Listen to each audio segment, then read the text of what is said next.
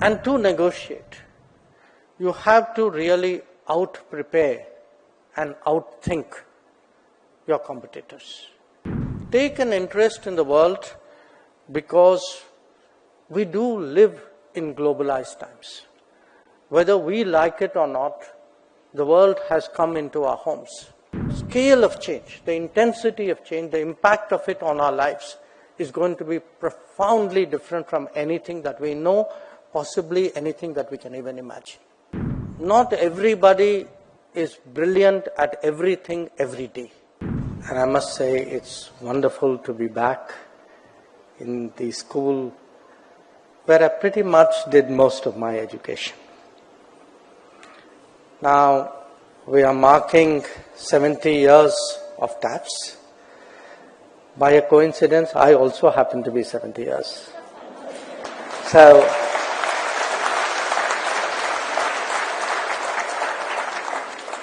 when I look at the school's history, it was from I'm not entirely sure whether I came back after picking up my school certificate when I passed out.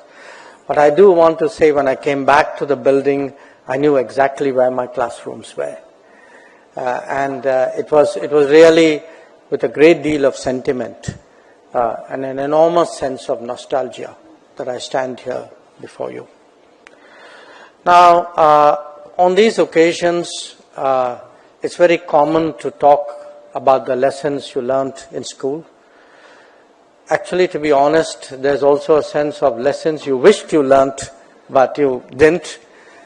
In my case, I think for a person who spent so much time in a world of cultures and language, maybe I should have paid more attention to my Sanskrit classes. But nobody is perfect. So I do want really to all of you, and particularly to the students, to the parents, to all those who are here, but also those who will be connected, who will be watching this event, perhaps share a few key thoughts of what the school means really with the passage of time, when you look back at that schooling period. So here are my 4 key messages. And the first message is that everything they told you to do in school is good and is true.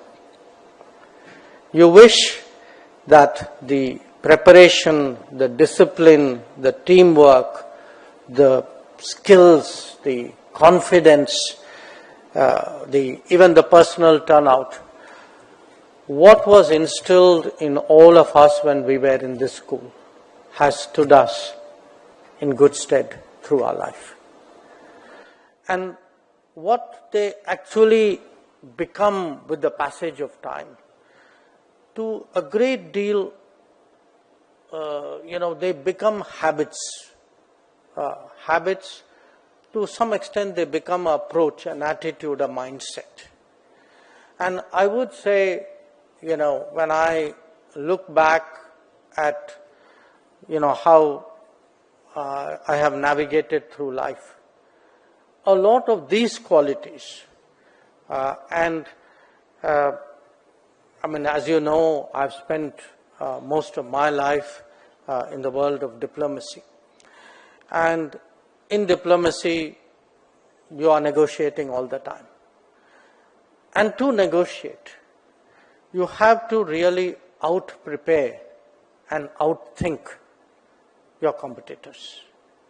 And you can only out-prepare and outthink them if you carry those virtues which teachers tried to instill in us, which is do your homework, figure it out, prepare, try to anticipate what is coming. And those qualities, those habits, as I said, really have stood me in very good stead all these years. But there is another side to life, which is in real life, none of us are alone, however brilliant one may or may not be. And, a large part of my life, and I'm very conscious that I'm here amidst Air Force people in an Air Force institutions, A large part of it is actually what would be considered operations of some kind. Today, it has caught the attention of the Indian public because often our citizens are in difficulties abroad. So, in our own lexicon in the MEA today, we also have, we have Operation Ganga, where we went into Ukraine. Perhaps that's the most famous one. But whether it was Afghanistan, whether it was Nepal, whether it was, what we did in Yemen. I mentioned this to you because there was a second, I would say, set of qualities one learnt in school, which is teamwork. The ability to get along with other people, the ability to spot, in your own peer group and with others, you spot people's strengths and then try to meld it into something which is to a collective benefit. And the third, of course, is organization. And all of us in life, and I say this to all the students particularly, we all contribute to an organization. We all contribute to a collective. Some of us over a passage of time might be leaders of that collective, but we are still all very much part of that collective. And what this school teaches you at the end of the day, what it certainly taught me, was how to prepare, how to be part of a team, and really how to contribute to an organization, and with the passage of time, develop the maturity and the confidence and the capability to lead an organization. So my first message again, take school seriously. Listen to the teachers. They actually are trying to din something good into us. And the more we absorb it, the better for us. Now there's a second message. And that, in a way, I give today both as a minister, a foreign minister, as well as a person from the world of diplomacy, which is take an interest in the world. Take an interest in the world because we do live in globalized times. Whether we like it or not, the world has come into our homes. The world shapes everything we do. There was that famous film, I've referred to it in one of my books as well, called Shatranj Ke Khiladi, where two Nawabs are playing chess while the East India Company is busy rolling up this country. And they don't understand what is going on around them. Now, if we are to prosper as a country, if we are to go up as a society, if we are to aspire to the goals of Viksit Bharat, it is important we recognize the reality of the globalized world and how profoundly it impacts us.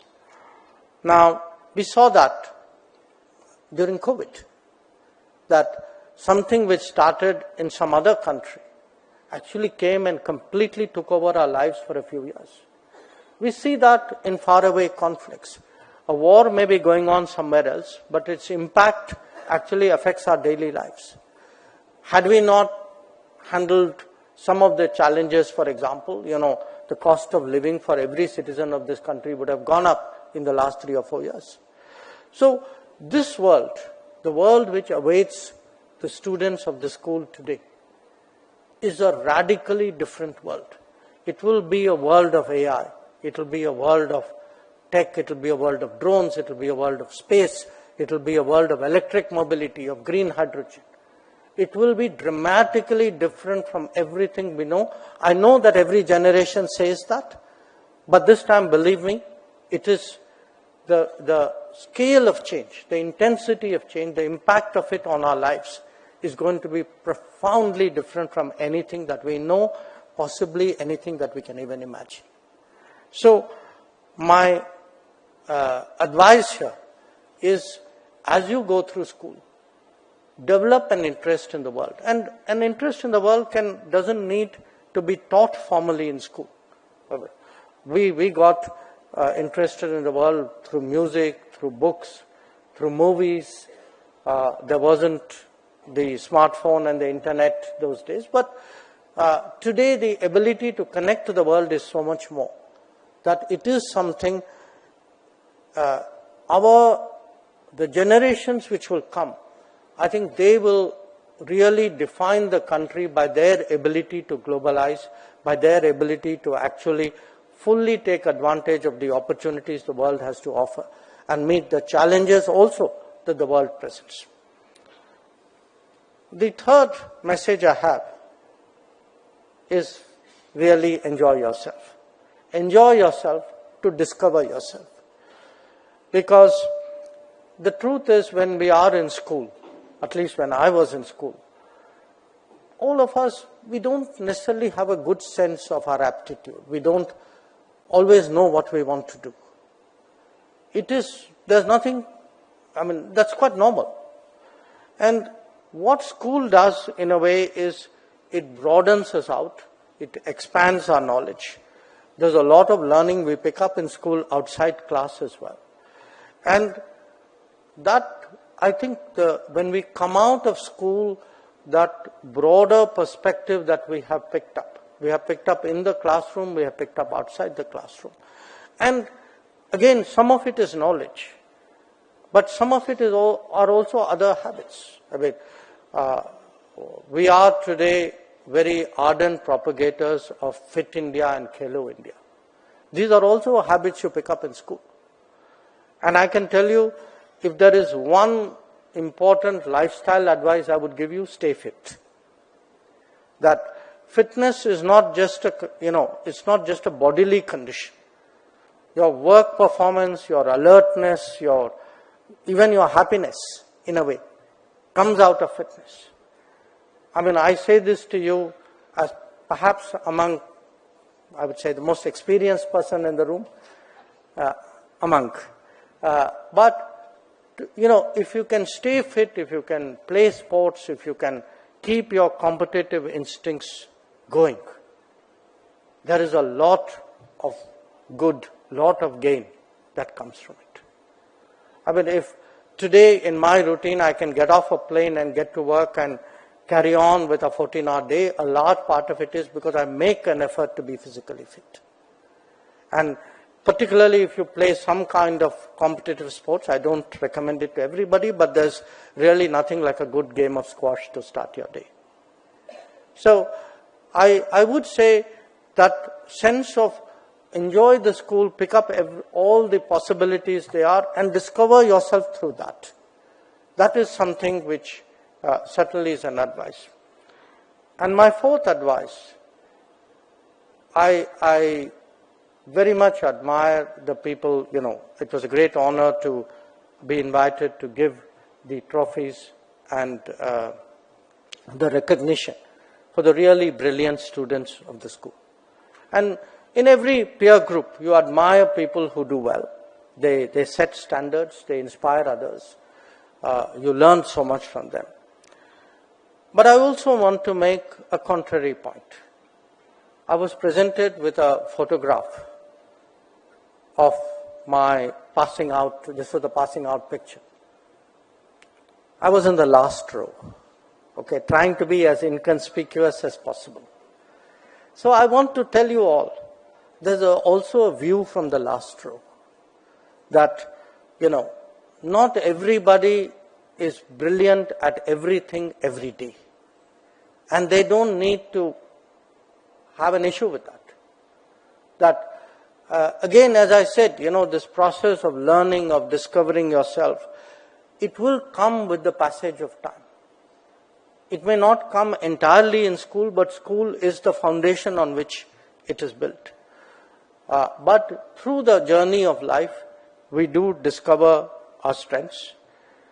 We do, I would say, those of us who can follow our passion and make a passion into a profession are very fortunate, because then we intuitively, we very naturally excel at what we do. But the message which I do want to leave to all students of the school is, these are your foundational years. These are years you don't have to be absolutely certain what you are going to do in life. You are going to go through this passage, picking up things, sometimes absorbing it through osmosis without knowing even what it is you are learning. But you absorb it, you learn from it, you remember it, and it's certainly, this is really the foundation on which you as a person are built. So I say this really not as a formality, not as a platitude. All of us perhaps owe the school more than we owe any other institution or any other body in our life, other than maybe our immediate family, sometimes maybe more than our immediate family. That what we are, as I said, without sometimes even that self-awareness, is because of the habits, because of the atmosphere, the ethos of the school. It is what we pick up here. It is these formative experiences which make us what we are. And I'm really today delighted to see so many of you. I mean, I've always had the belief that this school particularly was always a very tight fraternity. I can see that before my very eyes. Once again, I want to say it, for me, a great privilege, a great honor to come back to the school, to indulge in that nostalgia, to have you all here listen to me. Once again, I wish the school, I wish the students, I wish the teachers, the alumni, all the very best.